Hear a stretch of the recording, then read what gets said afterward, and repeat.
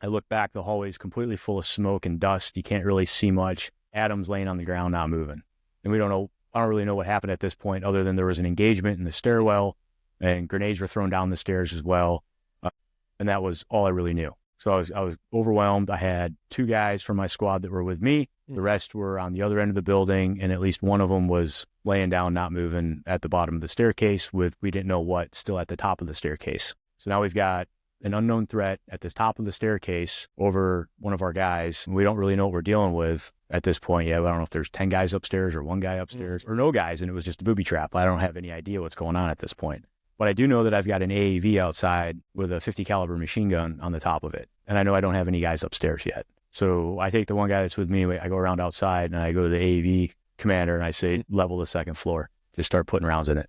And so they open up the 50 cal and just start chopping the second floor to pieces with a 50 cal. And then I see the rest of my squad at the other end of the building, and they're lobbing grenades over the roof. They're standing at the base of the building and throwing grenades over the edge of the building, not knowing what's above them either, if someone's going to lean over the top and start shooting. So we start providing suppressive fire, not knowing what the threat is, over the top of the building. And I get to the rest of my guys, and a couple of them are pretty banged up. One's holding his arm like this. The platoon leader was there at the time, right? And he keeps yelling at this guy to put his arm back in the air because every time he put his arm down, it'd spray blood all over everybody. Oh, God. So he'd put his arm down and blood would start spraying out and getting in everybody's face and stuff. So he kept yelling at him to hold his arm up in the air, like, hey, dickhead, put your arm up in the air, because the pressure would help keep it from spraying out all over everybody. He had ended up he took a round through the front of his bicep and it went out his tricep, but didn't hit the bone. So he had a pretty clean flesh wound, but it was pumping blood all over the place. And a couple of the other guys took a lot of fragmentation from the grenades, that sort of thing. So we get those guys, tell them, hey, get back to the AAV, seek cover, treat each other, self-aid, buddy aid, corpsman aid, that sort of thing. Take care of each other. And then we knew we still had Adam inside.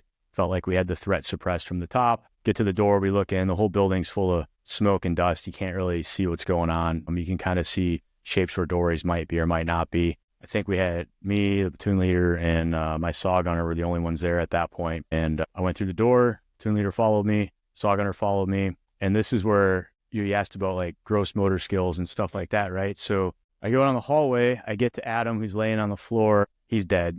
It was pretty apparent he was dead. His eyes were wide open and filled full of, dust and debris and stuff like that. And, that's one of the things we train on to tell if a bad guy's dead is you flick him in the eye. It's called a dead check, right? You flick them in the eyeball. Even if they're in a coma, they'll twitch. Like their eye will react to that. So that's a really good way to determine if somebody's actually dead is to poke them in the eye. Okay. That is dead check. Flick them in the eyeball. It's flicking you in the eye. They're making sure. Yeah, even if you're unconscious, your body will react to that, even if you're unconscious. So the fact that his eyes were wide open and full of debris, like it was fairly certain at that point that he was dead. There was not much we could do about it.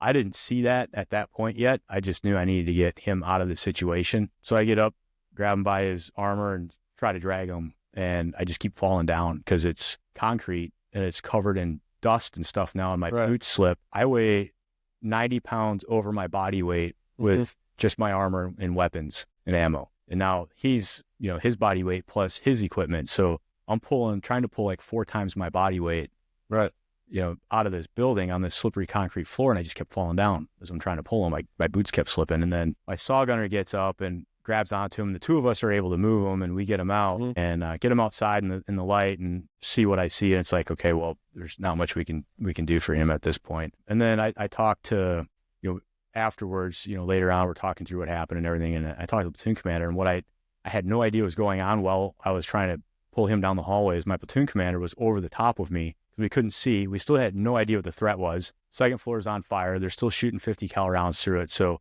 whatever's up there, if it's still up there, is either dead or suppressed, right? But we didn't know if now it was on the first floor, how many, anything like that. So my platoon leader had been shooting into all the doorways down the hallway the whole time. So he was over my head with his M4, just dumping rounds down the hallway into all these open doors.